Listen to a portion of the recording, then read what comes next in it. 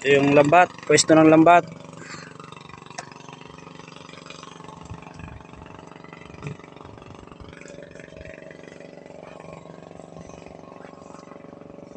Ito yung gabatak ng lambat. Ito yung birador.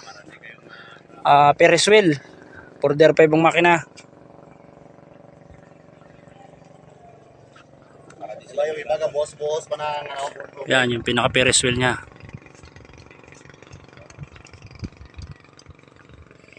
Ang pinaka ito dating pilot house, tinanggal. Ayan. Engine room na siya ngayon. Andyan siya. So yung pilot house andun sa unahan. Ang lapad ng kasko ay 40. Ang kapal ng kasko ay nasa 16. Ang lapad ng ibabaw kabuuan 18. 18 yan kuya, no? Kabuuan yan kasama ragarag 18. Dalawang pi. Bali 14 ang lapad ng ibabaw. Ito yung likisan. Power take off. Ang makina niya ay 4DR5 din. Daming makina.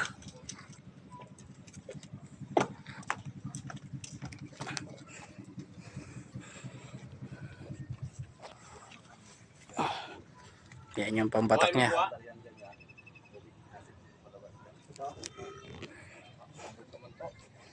Yan yung pinaka pilot house. Ang bodega ay 3. Ang capacity ng bodega ay 50, 250, 140.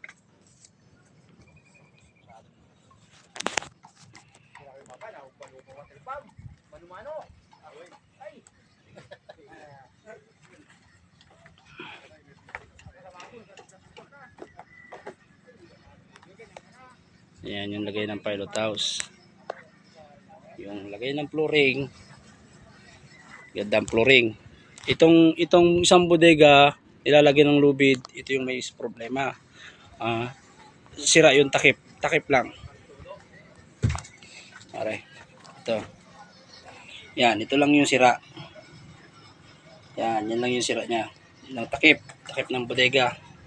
Pero nilalagyan pa rin niya ng isda. Kahit sa labas lang yan. Yan. Ito ang flooring niya. Ito yung pinakaunahan niya. Talagang garantisado yung bangka.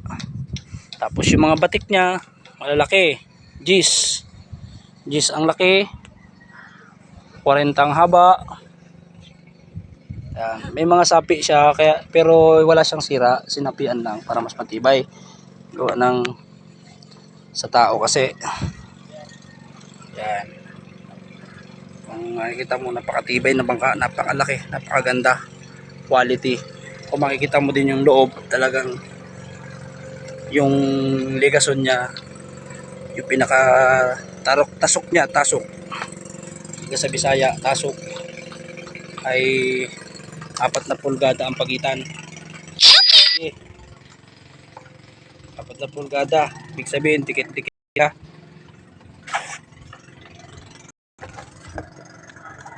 So ito yung pilot niya. Ito bodega din to. Ito bodega to.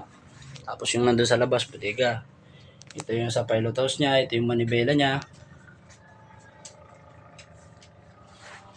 Yan.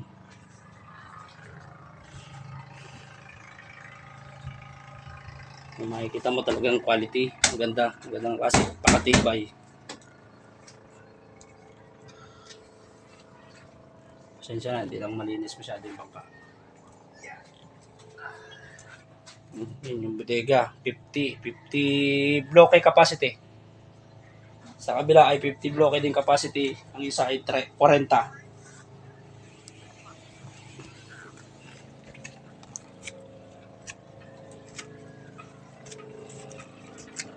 Yan, dating pilot house yan. Tinanggal, ilipat sa unahan yung pilot house.